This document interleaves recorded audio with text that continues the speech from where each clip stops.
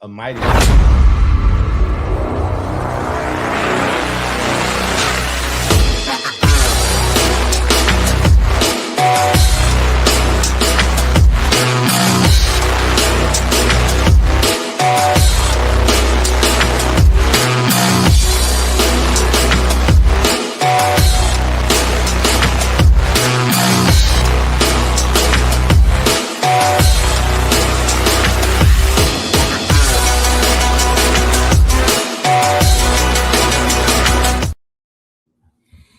All right. Welcome, everyone, to the South Star Classroom, episode 237. Unbelievable.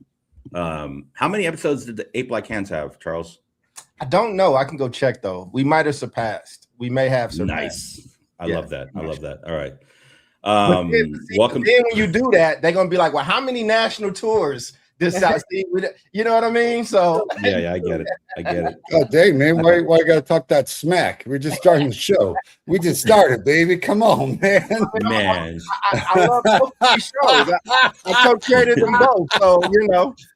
He's a conflicted party. He's got a conflict of interest. All right. Let's move on. Welcome to the show, everybody. Today, we're here every Tuesday, 3 p.m. Pacific time. So thanks everybody for joining us. Please like and share the stream as appropriate. Definitely make sure if you're watching that you chatting along with us. We'll do our best to interact with you. We've got a very special guest today on the show. We'll be bringing him up shortly. But before we do, I wanted to take just a minute or two, not too long. We know some of you can ramble. Do a quick check-in. How's your week been, Jubilee? My week has been great. Thank you for asking and throwing it to Omar. Won't get me wow. today. Wow. God dang. All right. That was just to make sure that smile that Charles has on his face does not turn into any other comment or anything. So there's that. Y'all like sibling rivalry, man. You're I like said brother and sister on this show, man. And I feel like the middle child who loves you both, who's got to be able to like make the family work. David's dad, clearly. Because Charles and I love getting into trouble when David's gone, man. David's like the serious dad of the show and stuff. It's the last week of school. There's a lot of updates that I'll be giving folks as they come in over the year, but real quick. I may have talked about it last time, but there was a very interesting report out of Texas. We're going to be talking about Oakland today, but 76,000 missing students, ladies and gentlemen, from Texas public schools. And you're like, what the heck does that mean? It's like those 76,000 are not in public schools, charter schools, home schools, or private schools. They're just stone cold gone, like out of the system. And Mike Morath, clearly our commissioner, was asked a ton about it, and he didn't really have much of an answer. Granted, I think that a lot of teachers have taken to social media and basically are like, well, like Texas is so deeply underfunded. We're like 47th in the state, and we've got billions upon billions upon billions in reserves, that this is becoming very much a conspiracy theory that Mike Morath and Greg Abbott are looking at a privatization of Texas education. Now, personally, I'd be shocked if Morath was about that. I like Mike a lot, and I think he's a really smart dude, and I think he really cares about Texas kids. Greg Abbott's made no qualms about like privatization of education. That is public knowledge. It is out there. So I'll keep folks updated on those things, but interesting stuff coming out of Texas. Yep. Definitely. How the rest of y'all? Future show. Yeah, dude. Dr. Cole, how are we doing? I'm well, man. I'm excited for our guests. I have some history with our guests. I'm very happy to see him, and reminds me of being at school board meetings till 1 or 2 in the morning, us sitting next to each other and just arguing. Always respectful, but we've had our battles, and but I have a great deal of respect for him. So I'm looking forward to welcoming our guests and making sure he feels welcome. Great. All right. Well, let me set the table real quick before we bring our guest up and do an introduction. So today we're going to be talking about Oakland Unified School District. It's a large, comprehensive school district that essentially, mirrors the boundaries of the city. Like so many other California and other districts, it's had its fair share of challenges. It's definitely going through a time right now around its finances, around its budget, around enrollment, and facing a potential takeover by the county of Alameda or maybe the state. I'm not sure. I'm sure our guest can fill us in there. Looking at a school district with large projected structural deficits. So essentially, it's a district that's running where it is spending way more than it's bringing in. There's definitely a conversation to be said around cash and what happens there. There's also some stuff happening right now. We have a new interim superintendent who's no longer interim. We'll get into that a little bit more, but the former superintendent, Kyla Johnson Trammell, was relieved of her duties by this board, kind of in what I see as a very shady maneuver. And this new superintendent has come in with not a whole lot of public input. And a couple of weeks ago was just, made regular superintendent, I think at an 11 p.m., closed session or something like that. So I have questions about governance, about there's stuff going on, dude. Oh, dude, it's about transparency. And so we're gonna bring up our guest right now, and if you want to bring him up, Charles, and I'll do a quick intro and I'll let him introduce himself and make some opening comments. Welcome to the stage, Director Mike Hutchinson. How are you doing? Good. Thanks for having me here today. All right. Well, let me read off a couple things about your accolades real quick. You were born and raised in Oakland. Your family has a lot of long history ties to Oakland and OUSD. You've been attending board meetings for decades, and now you've recently been elected, and I believe you're running again for election, so we can talk about that. Volunteered in schools, co-founded Oakland Public Education Network. These are just the public-facing things. I'm sure there's a lot more, but when I think of Oakland Unified and people that are ride or die for OUSD, I think of you. And I think you're also recently your father, right? Congratulations. Yes. Oh, yeah. Mike. We're adults now, Mike. Yes. First-time father. Yes. Congratulations, brother. Thank you. Almost 5 months old. Yeah. So the floor is yours if you want to make some introductory comments, and then we'll get into the the questions. So first off, thanks for having me. Like Dr. Cole kind of hinted to, some of us have crossed paths and even swords in the past. And I always appreciate any opportunity to talk about OUSD and talk about Oakland, and being able to expand my base or have a wider spectrum of people comfortable with me has really meant a lot in my time on the school board. So I think really quickly, I just want to set the table for everything. And then if I start to ramble too much, give me a hook. Because my life really feels like the Truman Show, especially over the last few years, where a lot of what's happened has been unimaginable. And so just to kind of set the table, OUSD, Oakland Unified School District, was taken over by the state in 2003. And during that time of being taken over, a lot of things happened in OUSD, and we really found ourselves in a death spiral. The two schools I had worked at for over a decade were closed in mass school closures in 2012.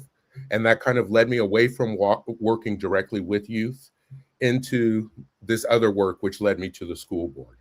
And for a lot of years, not only were we in receivership, where we didn't have full local control of our district, we also became the city in California with the highest rate of charter schools. And on top of that, a school board that was mismanaging our finances. And we just found ourselves as a district in this death spiral. Thankfully, after almost a decade of organizing, the community pushed back against the school board and those policies. And in the 2020 and 2022 school board elections, the community threw out all 7 incumbent school board directors and elected a new board. And that's when I came onto the school board in 2020. I had to run again for re-election in 2022 because I was redistricted, a whole different story. And then in January of 2023, we found ourselves with an entirely new board. I was elected board president. I chaired the Budget and Finance Committee, and working closely with Superintendent Dr. Johnson Trammell and our Chief Business Officer, Lisa Grant Dawson, we came up with a plan to get OUSD out of receivership and to launch a community process to decide how we wanted to restructure our district going forward. It started to pay dividends. We left receivership in June of 2025, last year, after 22 years in state receivership, and we were actually able to leave a year early. And where we sat in the fall of 2024, before the new school board came in from those elections, we were 6 months away from leaving state receivership. We had extended our superintendent's contract for 3 more years to lead us through a transition. And we had approved the 3Rs restructuring plan and launched a year-long series of community conversations to decide how to re-envision and rebuild our district going forward. Then, a few months later, the new school board from the 2024 elections came in. A new school board majority was formed. And since then, everything has been destroyed that we had built up. And we now find ourselves facing probably the most extreme crisis we've ever faced as a district. They forced out our long-term superintendent. They forced out our chief business officer. They have not developed any budget plans going forward, negotiated new contracts with our unions that they know we can't afford. And we are a month away from not being able to pass a balanced budget, which will force us back into receivership again, only a year after we had just left it. So that's kind of the overview. If you would have asked me 2 years ago, I would have told you I'm going to write a book one day about how we made all of this happen. And somebody explained it to me the other day really well. They said, we built this brand new swimming pool. We walked up, we were right at the edge of the pool about to dive in, and somebody came along and drained the water. Yeah. And so now as a district, we're facing this extreme financial crisis with no real superintendent and leadership in place, with a board majority that has made all of this happen in the first place. Wow. That's that's a whole lot right there. And I think, for Jubilee and for Omar, I think Charles gets this. The previous period when OUSD was under state receivership, it's kind of a tiered process where it starts. It's like you're on super restriction, like you can't even leave your room, and then eventually you can leave your room. So the first part of it, which maybe Omar, you're familiar in Texas, you guys kind of have this, like what's happening in Houston right now, where the board loses all authority. Mm-hmm. Like you have a board, but they're just like advisory. They don't get to vote on stuff, so you can just bypass them. And eventually the board gets control back, and then eventually local control is established. But I mean, in Oakland, literally, like you have a meeting tomorrow night, and it's like I don't want to get into the details of the agenda and the Brown Act and stuff, but I will say, like I've spent all my time pretty much working in charter schools, and we've always focused and trained organizations that we worked with or that I've worked for, to be compliant in terms of like governance and having a board that is compliant and above board and transparent, making sure that the boards are working with the directors and the community. I've seen the ugly stuff. I've been when I worked for CCSA, I sat through a couple of American Indian Ben Chavis board meetings, and I was flabbergasted, like crazy. So now I mean, the reason I'm bringing this up because I'm seeing some very interesting behavior from the current board, which kind of reminds me of like bad behavior charter board stuff.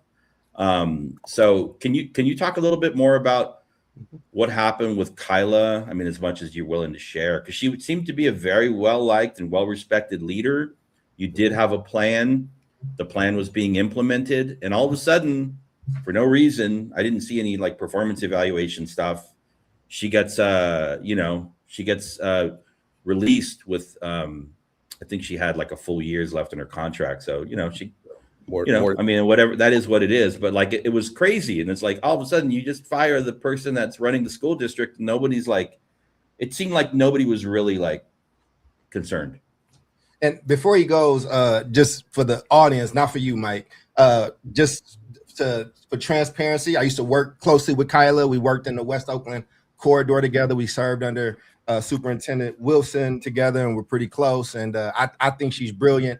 I just wanted to be transparent. Obviously, I have some feelings about how they did Kyla, especially how they were saying they needed somebody homegrown and from there.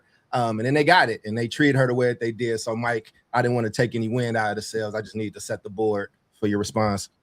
No, it's good, and the way you captured it, David, is pretty close to what happened. And so we had just re-extended Kyla, the superintendent's contract, in the fall of 24. And we had extended her contract for 3 years. 8 months into that new 3-year extension, this new board, out of the blue, in a closed session meeting, said, we'd like to look at going a different direction. Yeah. And then failed to report it out to the community. So I did what I'll always do, is I made sure the community knew exactly what was happening.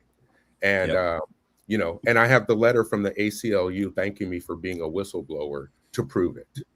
And it was extremely offensive. So I know folks don't know our superintendent from Oakland nationally.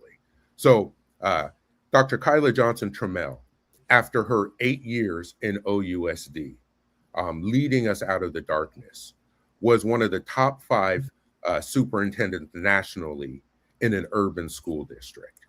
Mm-hmm. She was homegrown, started off as a teacher in Oakland, grew up in Oakland. Her mother was a teacher in Oakland.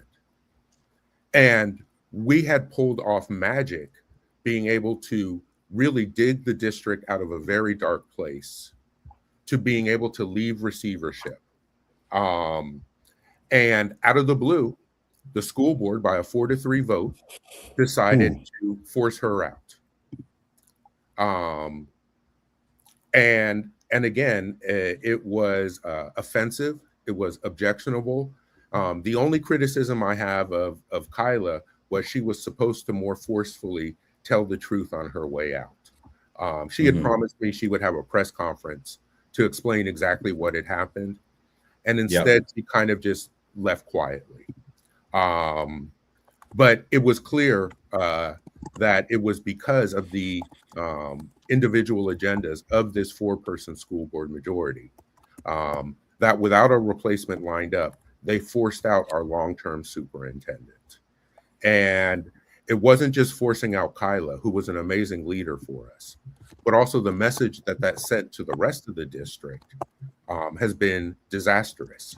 Because if you rip away our leader like that, and you don't even give a public statement of why, or you give false statements and make it seem like she wanted to leave, it really set up all the rest of the things that have happened. And as I look back now, the state that we're in a little over a year later, the reason they forced out Kyla is there's no way that Kyla would have let them get away with what they've done over the last year to us. Yep.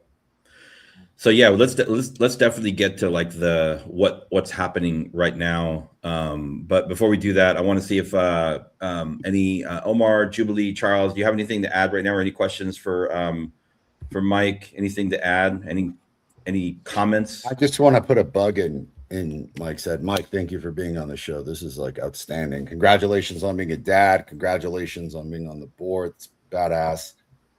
Dude, this is happening all across the state of Texas. Like this exact scenario. So it just happened in El Paso Independent School District where like we had a superintendent. She was well liked.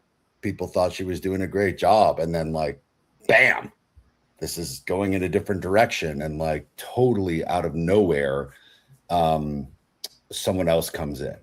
And that on top of state takeovers are happening all over the place. So you'll probably allude to this later, but my biggest question is like, I'm sensing a pattern and you may have a much better understanding of what's going on than I do. So I'd love to hear your hot take or hypothesis as to why this is not only happening in California, but across Texas as well. So I'm biased, but I always think that Oakland is a very unique situation. And so one of the ways to explain it is what I see going on looks very similar to what I see happening nationally with the Trump administration, except the people here just claim different politics. Another part of it is we've seen a complete breakdown of our institutions and any guardrails that we assume exists. You know, our county superintendent should have stepped in 6 months ago when you look at the numbers, but she's refused to. You know, where's our attorney general in California, where Oakland is his home district? You know, his wife is our assembly member. Where are any of these folks that have allowed it to get to this point? And then we also have nationally a trend in a number of places from different political perspectives to try to focus on school boards as a way to achieve a certain agenda. And so what it's felt like here for us in Oakland is we've really had this perfect storm, especially coming out of the pandemic, where a lot of our community groups no longer exist.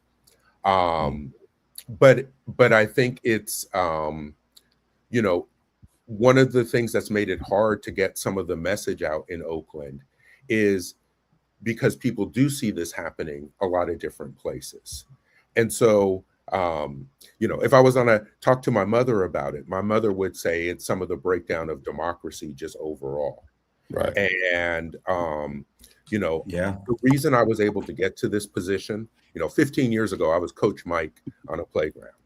And really the way we've been able to make real changes in our school district is by using the rule of law, understanding it, and using it to leverage policy decisions. Once that breaks down, when it just becomes this free-for-all, it's just really, really problematic. You know, the last way I want to explain it just through anecdotes is I'm very close to, you know, possibly reporting our general counsel, our lead lawyer in the district, to the Bar Association. Because if I can't get the lead lawyer in the district to enforce the law or enforce legislation, I don't have any other means as a school board director to really represent my community. And so I think the antidote is always engagement and getting people involved, really gaming up our knowledge of in all of these different lanes. But it is this huge problem, but I just can't stress enough. You know, I see some of these other districts where different groups have taken over the school board. And here what we have is a bunch of people with fake virtue signals who came in from the outside, riding on other people's coattails. And because not enough people have said no to them, they've been able to dismantle all of the gains that we had made.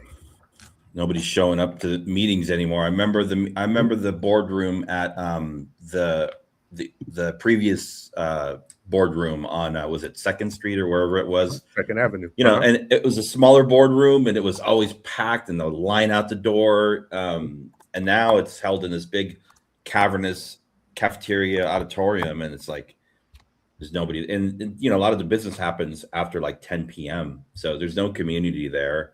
It definitely feels like a breakdown between community and the board, which is a major red flag. So I want to ask you. I think just the other thing on this, because I think it's just really important for all of us, is the accountability component. You know, if the school board is not going to hold the superintendent accountable, there's nobody else who can.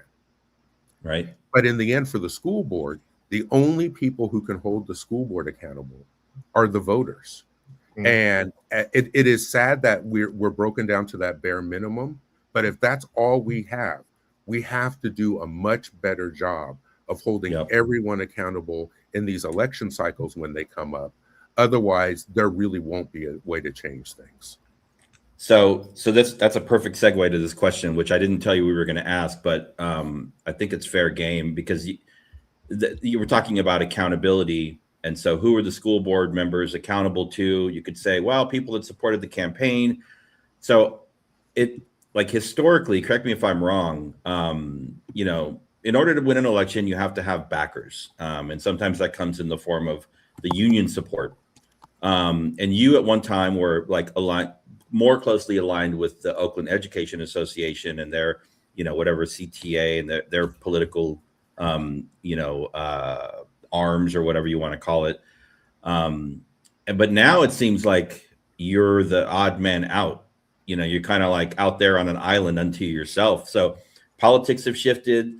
You've generally stayed like pretty stable on like your platform, your ideas, your principles. Meanwhile, everything in the background's moving, and all of a sudden, this person that was over here is over here, and the people that were over here are over here now, right? And you have an election coming up. So it's been wild. I can openly say that it's been wild.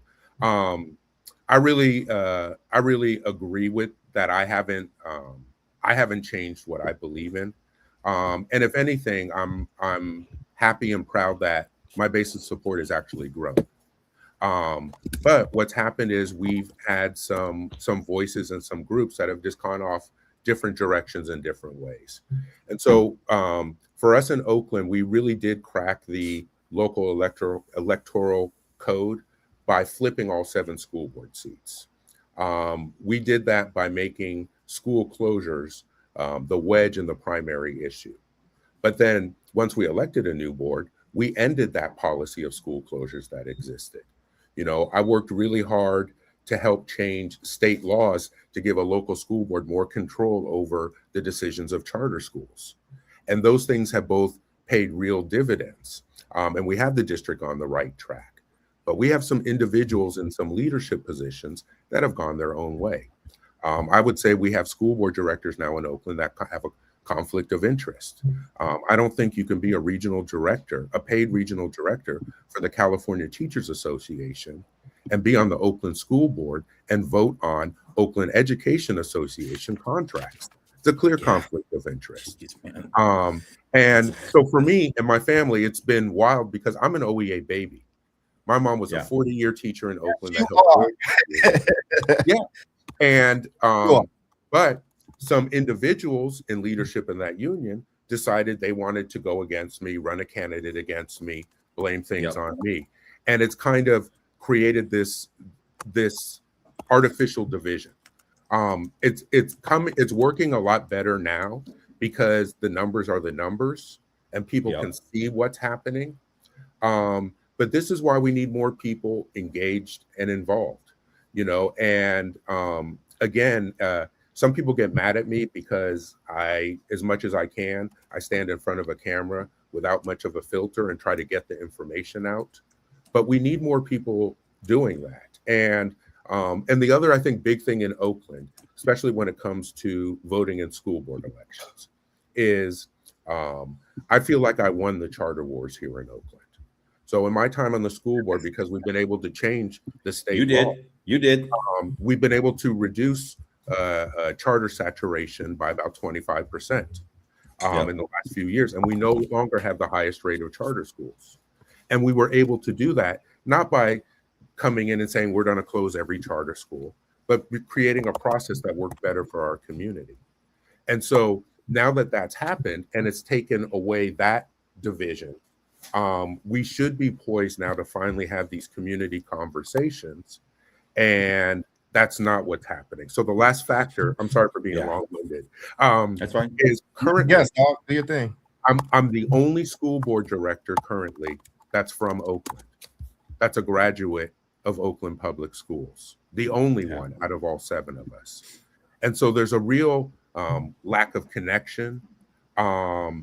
And I question, why are these people even on the school board? I actually think they have a bunch of individual agendas, and it's been this confluence that's put us in this situation.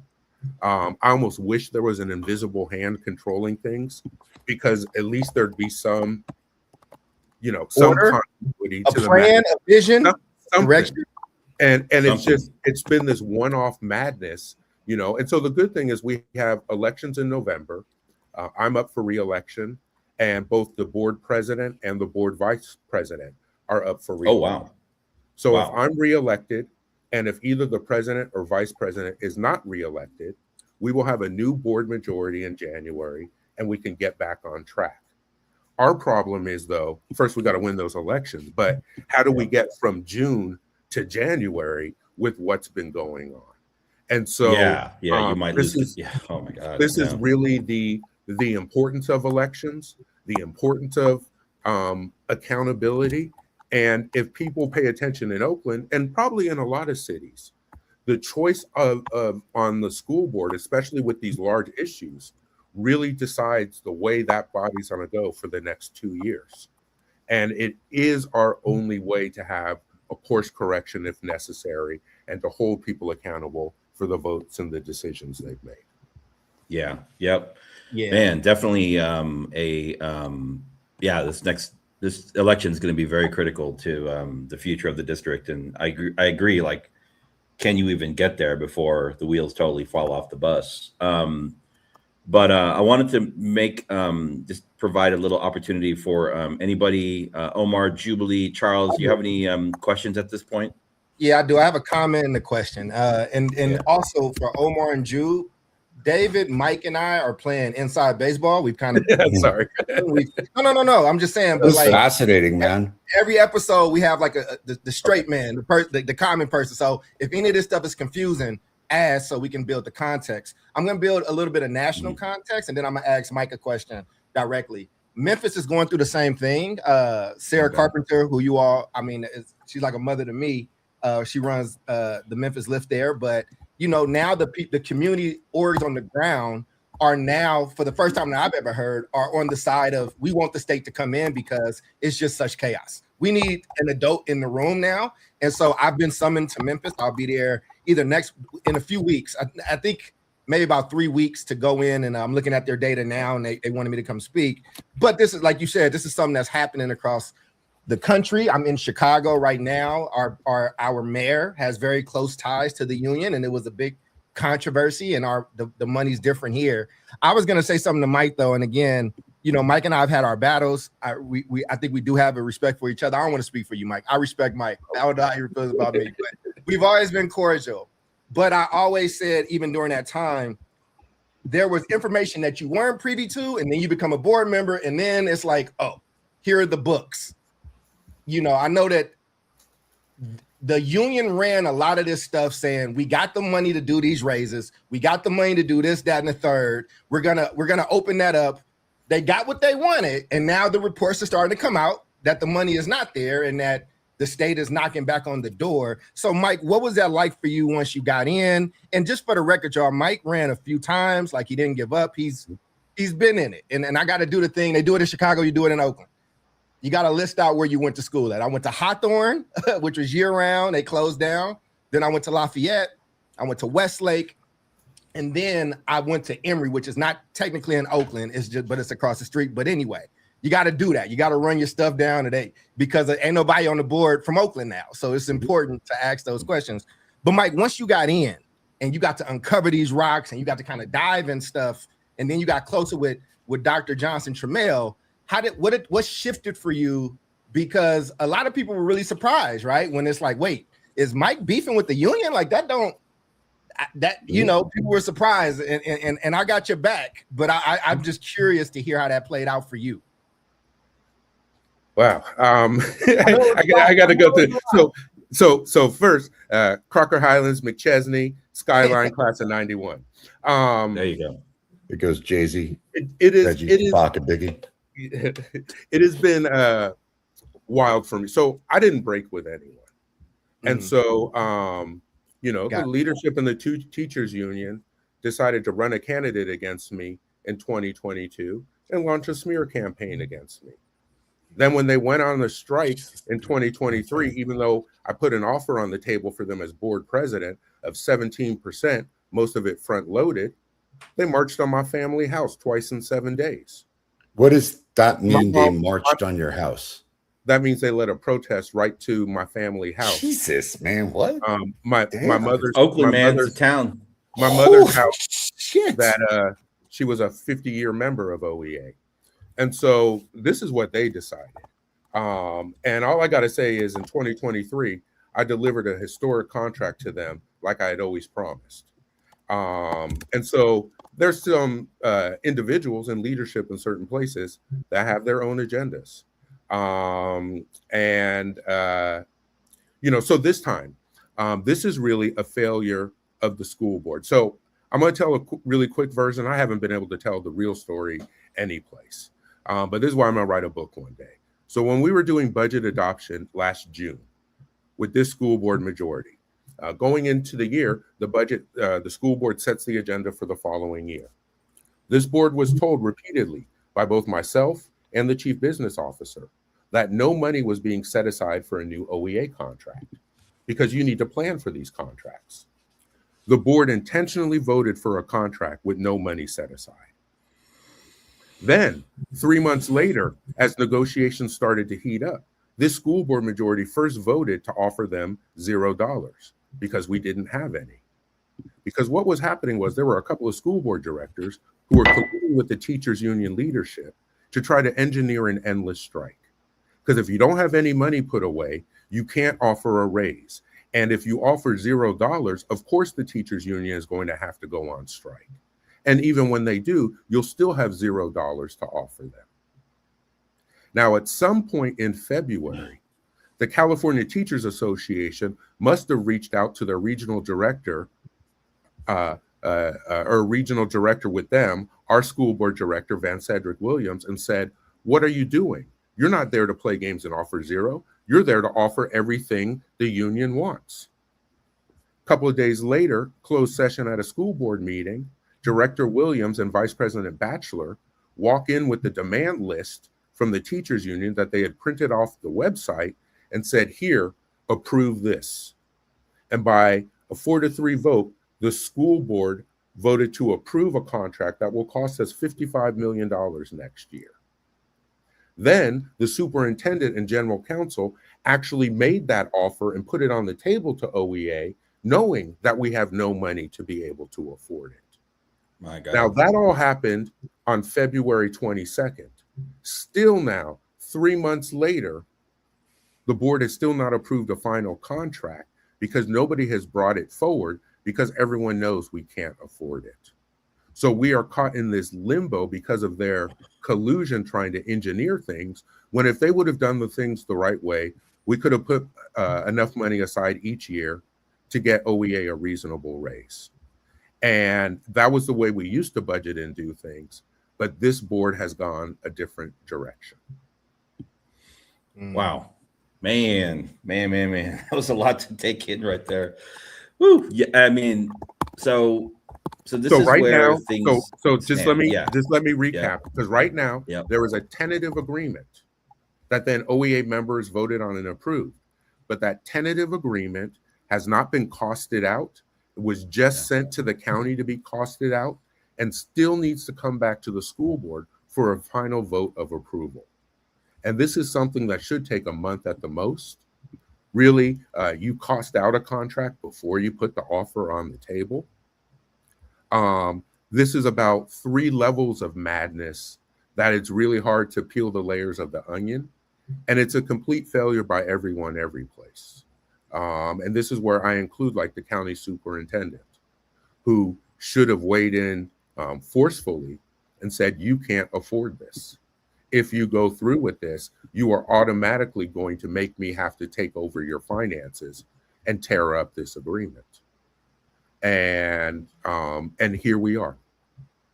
Mike, do you think people secretly want the state to like because the level of just of inefficient and ineffectiveness Is somebody just smarter than all of us know and are trying to set the stage so that the state can actually come in and be adults in this situation? Because the money's not there. We know that the money is not there, which is why we're here. And for the record, somebody was asking offline, that was not Kyla. This is a different superintendent. Kyla's gone.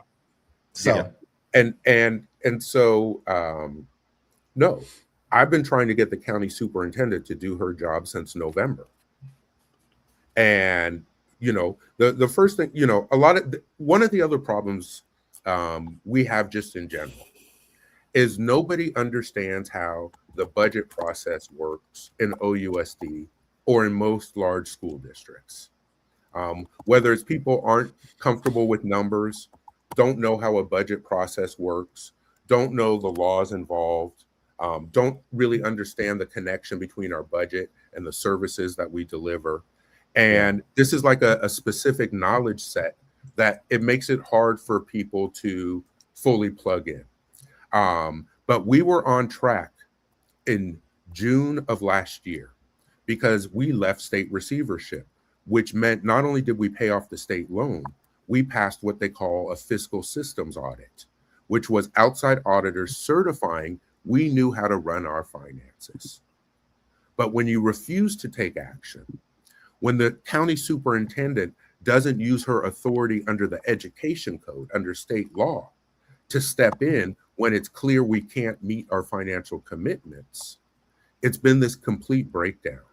And so the only one who's been asking for somebody to come in and provide oversight is me. So this has been bizarro world for me. I fought for a very long time to get my school district free. We're finally free. Now I have to advocate for an outsider to come step in and save us. I had to call the CEO of FICMAT, our like education auditors in California, to make sure I understood the numbers correctly. Did Mike Hutchison have a conversation with FICMAT? I just remember how you used to feel about them. So I'm just yes. And baseball, y'all. I'm sorry. But that's what it is. Like, I'm still getting used to being perceived as a voice of reason. That wasn't my role before, right? And I haven't really shifted that much. And so as I got into the school board, the thing I found out on the school board is I didn't think it was possible for us to leave receivership and to do things a different way. And I learned that there actually was. And I learned that the school board is actually the place where we can make things happen through the policies that we create. And so now, since I've been on the school board and I have the proof of concept it was working, it's that much more devastating now that this school board has been allowed to just dismantle all of it. And in the end, the numbers are the numbers. And so when you don't understand how things work and you don't follow the requirements that are set in creating a yearly budget cycle, it's real easy to get off track, especially when you don't have that much margin of error to begin with. And we can see how quickly now, I mean, not only are we one of very few districts to ever be in receivership in California, we're about to be the first district anyplace ever to regain local control and lose it within 1 year. Yeah, that's history right there. I've got a question for you about some of the numbers, but before we do that, wanted to see if anybody else had a question for Mike at this point. Omar and Jude, y'all got to jump in because we can definitely just. Yeah, what do you got? What do you got? I'm just listening and learning. This is very intriguing. We have. I'm in Prince George's County Public Schools in Maryland, so I have been learning about the ins and outs of school boardisms, and so this is really interesting to hear. And then it has me reflecting on my home state, New York City. I'm from Brooklyn, and we ain't got no board in New York City. And I'm like, dag, do we need to transition to mayoral control where you don't have the school board? Like, I don't know. I'm like, well, what works? What's less messy? What's more productive? What's more effective? What's And more Jude, mention your boys' historic win into the. You got a board member, so yes, we got a future school board member. I do. Yes, he's going to be sworn in on June 26th. He will be the 46th student member of the Board of Education for Prince George's County Public Schools. Yeah, he ran a campaign and everything. So and that's what we need. We need more quality people stepping into these roles. You know, one of the things, thankfully, that happened this year is the Governor Newsom signed a bill that finally allowed school board pay to be raised across the state of California. Yeah. So I had been receiving $800 a month. Now it's up to $3,000 a month, but that's still not enough, especially since I don't have staff. Especially in the 45th largest city in the country. But we need to make some of those structural changes, but we need to make sure we have quality people in these positions. Now, quality can be real subjective, but in my opinion, we need people that are connected to the community. We need people that have a real understanding, and what they don't understand, a willingness to learn. I strongly believe we, as a school board in Oakland, we needed to get rid of that past board that had us on a death spiral. But with them, the arguments were over policy. This current board, we don't even have arguments over policy. It doesn't even get that far. And so we have to be able to do better for us than what we have. And not every replacement is a good replacement. But it's still a positive that we made this change to get out of the rut. We just haven't found the right equilibrium yet going forward. So the more we can gain people up, like I love to see more people choosing to run. We need more people like us involved. And for me, I firmly believe we need more people to take it seriously and bring a level of professionalism to it. You know, I am responsible for $1 billion a year. We have 34,000 students, over 6,000 staff. Oakland's huge, but just in my district, I represent over 50,000 people. That's a responsibility that I would hope more people would take seriously as they're looking to move into these roles.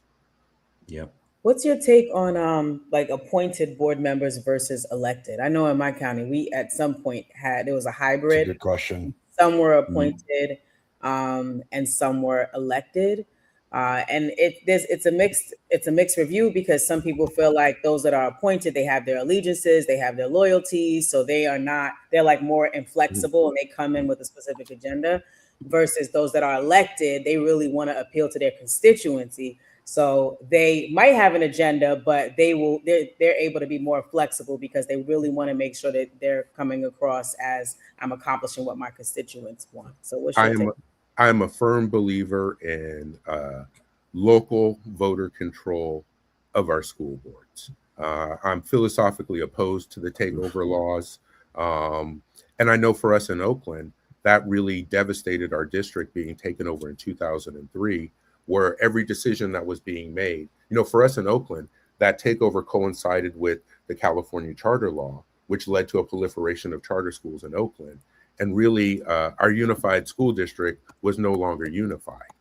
Now, even separate of that specific decision, the fact that it didn't come from local control meant it was never going to work in the end. And it was never oriented to really serve the community. But we can have poor people in leadership every place. And so one of the stories of Oakland is just failed leadership across the board. Our elected officials, union leadership, and our nonprofit industrial complex. We have really just been failed by the leadership. And a lot of in Oakland, we had this gap in leadership where my parents' generation, the folks of the 60s and 70s, for a lot of reasons, we didn't really cultivate that next generation of leadership.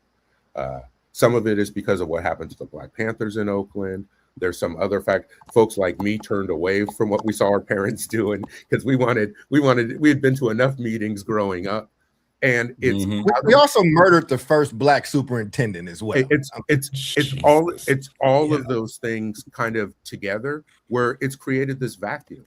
And again, this isn't rocket science, and so you don't need to spend 15 years studying OUSD's finances like I have to be a successful school board director.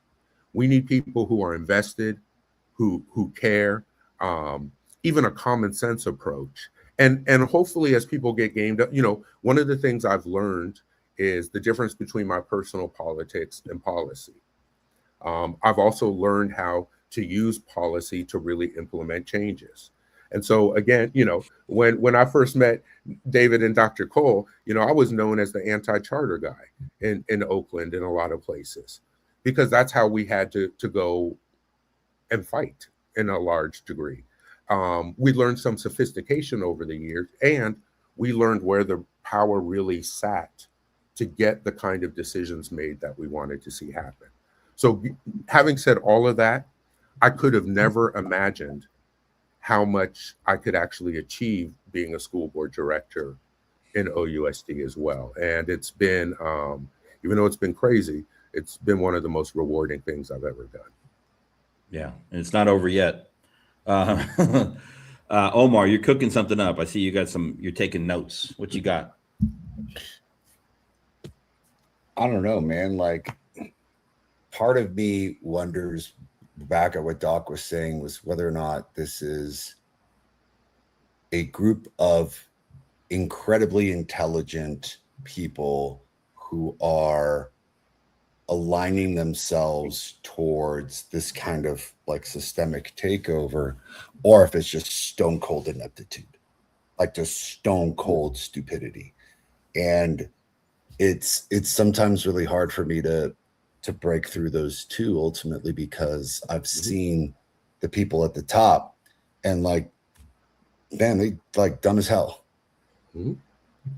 And they will oftentimes line pockets and do horribly corrupt things in order to benefit themselves and be like, whatever, dude, at the expense of the school district and kids, like, and I'm out of here, whatever, no big deal. Like, I am, like, our superintendent, Mike, went to jail for amongst like cheating scandals. His Al Capone of it all was no bid contracting that he was giving to his friends and like taking kickbacks. So Damn. Mike, it's hard for me to reconcile what's what, because it's like, I don't personally like publicly elected boards. Like, I'm a pretty democratic cat, and I'm all for free elections, but I've seen school boards be this like placeholder for people with incredible political ambitions that have nothing to do with kids. I can see where appointed boards by the state become like inherently corrupt, because it's just like a cronyism situation, right? You yourself are a publicly elected board member, and you're having to call the AG to see if something can be done about the legality of what's going on. That's crazy. I don't know, man. Like, I'm saying, you seem like a pretty smart, capable guy. If you could wave a magic wand, and like, look, we all know, like, oh, if I could make a magic wand, I'd make everybody care about kids, and there goes corruption, and we'd be riding on rainbows and unicorns. I'm saying, like, practicality. If you could wave a magic wand, how would you start fixing these things? So yeah, that's great. That's question 3. So thank you. We're good. So, thankfully, I have the period from or the 2 years of 2023 and then 2024, when I was the board president and then vice president, when we took the steps to leave receivership, developed a restructuring plan. I really feel like I have a proof of concept that I didn't have before. So I know it can be done. And what I've seen happen, I don't have a high opinion of the intelligence of nor do I. Some of my colleagues on the board. I'll say it like that. I also think that there's some of them who are mean, nasty people. Yeah. And and also there's a difference. Even before I was on the board, when the people I worked with, we didn't feel like we had any ally on the school board. We still set up meetings with school board members and senior leadership in the district to try to push our point, get information. We were fully engaged, and the people in those positions took meetings with us. That doesn't even happen now. And so I actually, and in the end here, the numbers are the numbers. So there is no second set of books. There is no other opinion on how things are. It's not a matter of opinion, it's a matter of fact. And so for us here, it's all coming to an end because we can't pass a balanced budget for next year, which is required by law. Yeah, and neither can anybody, to be perfectly honest. But the thing we have is 2 years ago, we were outperforming all of our neighbors. We weren't in crisis 2 years ago, even though other people were. And this has been self-inflicted by this school board, who then hired an unqualified, incapable superintendent, who they've now extended for another year, even though she hasn't delivered on one thing. There's not even a superintendent plan. She has delivered. What she delivered on was listening to the union. See, I can say things you can't say, right? Like she listened to those people that said we need X, Y, and Z, and she goes and she acquiesced. But not really. She has her own agenda. What she did, which is a second year with a salary of $367,000. That's crazy. Just selfish. 2 years, 3 years as superintendent, you're pretty good afterwards. And she didn't even meet the basic qualifications to even be interviewed. This what they, at best, our superintendent is the school board's useful fool. And so it has been, and so now that we don't have staff even doing the basics, or 2 months ago, the head of HR was moved over to head the finances because we don't have anyone there. She forced out those are two totally different skill sets. Those are different things. Forced out the chief of staff in December and hired a former council member with no experience, who now has been forced out of the district herself. It's been. Who they hired? Wait, who was hired? Lynette McElhaney.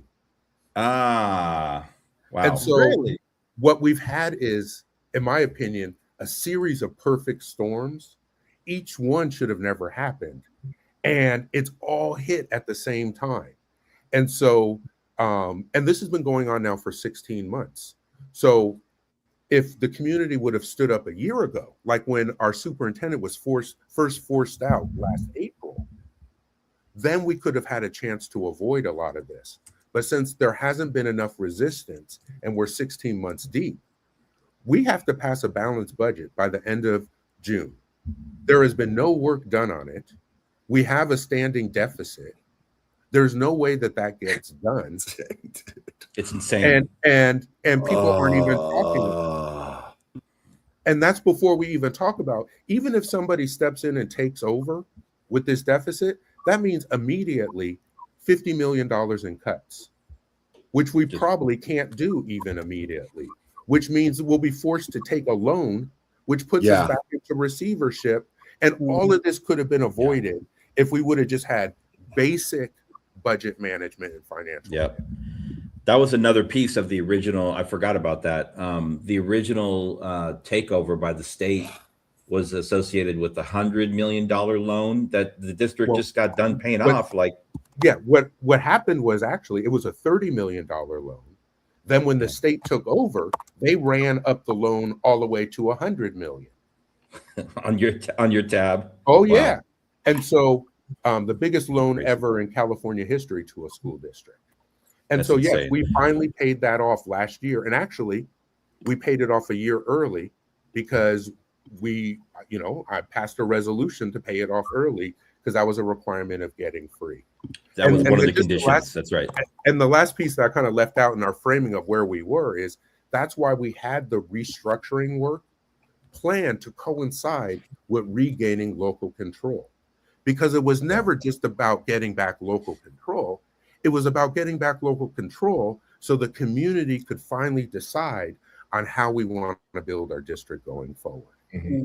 And that's what's been taken away from us, this opportunity that we haven't even had since 2003.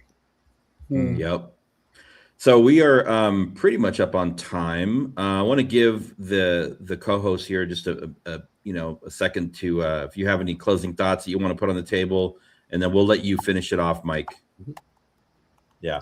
I have a question, and my closing thought is cheers to you on your resilience. I'd love to know what your core values are. You ain't got to answer today, but I'm like, you got to have some real strong core values, right? And be integrous, resilient, like, because you're still here, you're still doing it.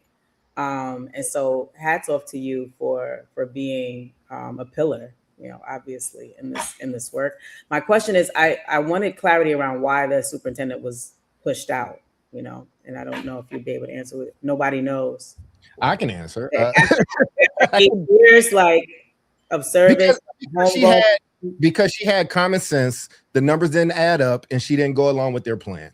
And when we were covering Chicago, and I told you the same things that happened here when Mayor Brandon Johnson, because that was still mayor appointed, did not approve that huge loan here. They got rid of a very astute superintendent, brought in somebody that rubber stamped it, and now we dealing with what we're dealing with here. Gotcha.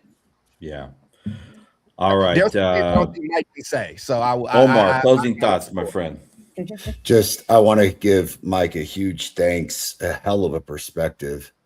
I appreciate the detail and the nuance and what you were explaining, because it's easy for us to kind of say, hey, this is going on all over the place, and see some similarities.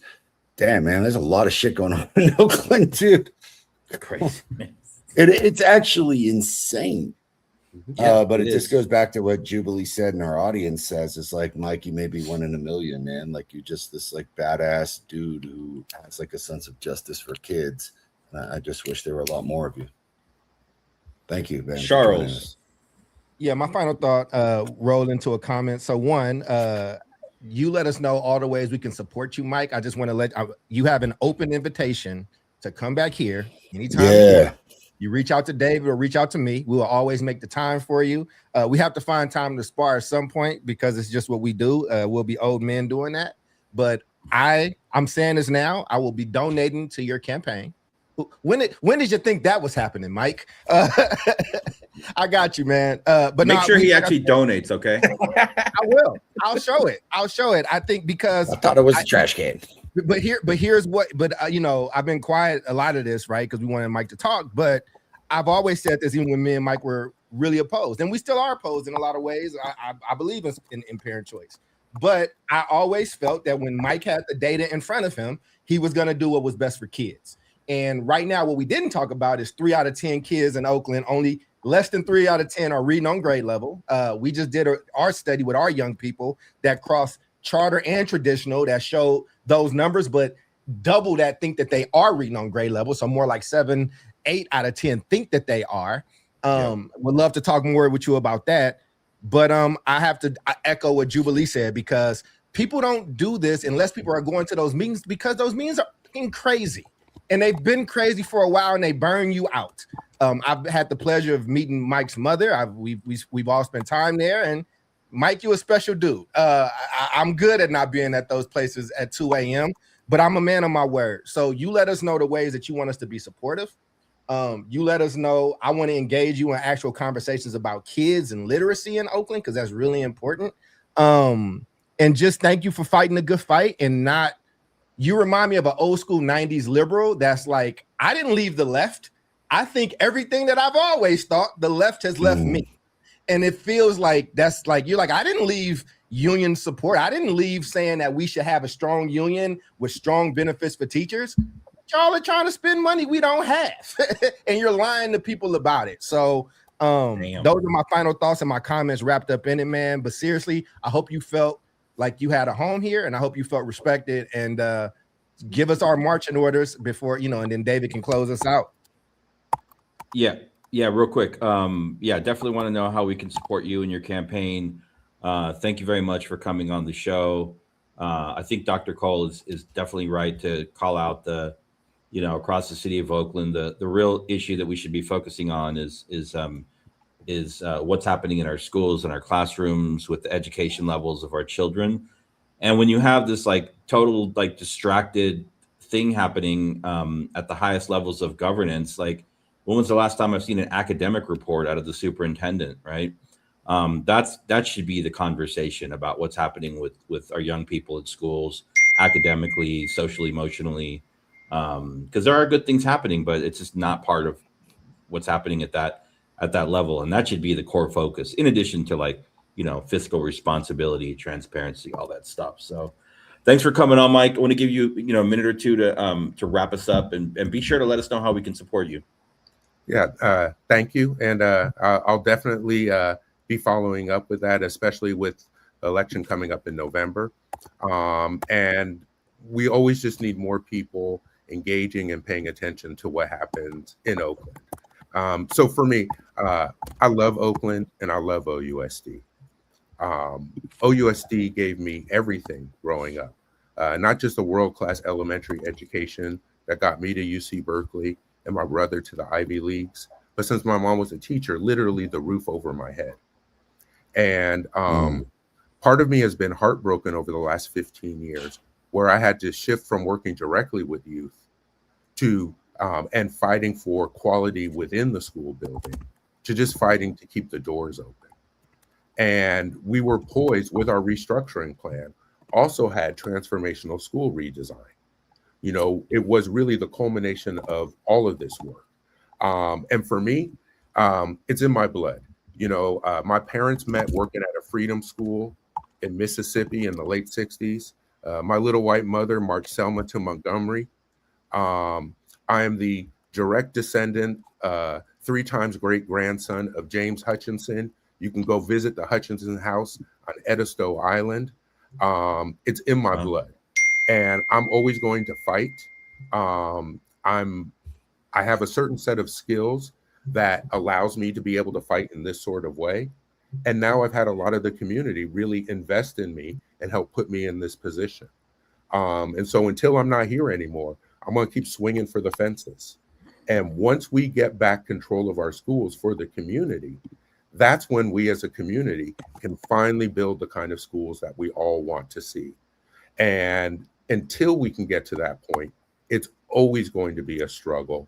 And we know that the students that look like us are always going to get the short end of the stick first. And so this is always about that larger fight. It's why I'm not in the city council or those other places. I got this one lane that I know well, and I'm ride or die. And so as we get more people involved and as we can really create more success, I'm also really excited about the ripples it can send out across the country, because Oakland has an elevated platform, just like being able to talk on this podcast, to be able to talk about the lessons of Oakland.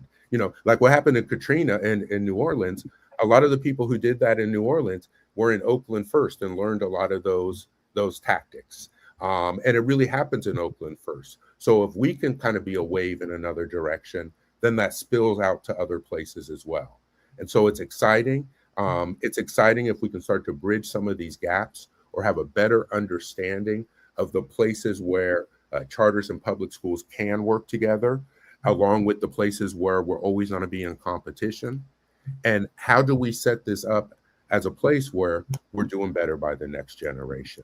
And so I'm excited. And the last thing, people don't get to see, but I get stopped almost every day on the street by people, most of them who I don't know, thanking me and showing me love. And so no matter what you might see at a school board meeting or you hear out of some of these folks' mouths, I get love from the community, and that keeps me going no matter what the fight is. Excellent. Excellent. Thank you very much for joining us today. Hang out for a minute or two backstage when we finish. But thanks, everybody, for joining South Star Classroom, episode 237, with special guest Director Mike Hutchinson. The man is definitely a believer in LUSD and a believer in the town of Oakland. See you all. Peace.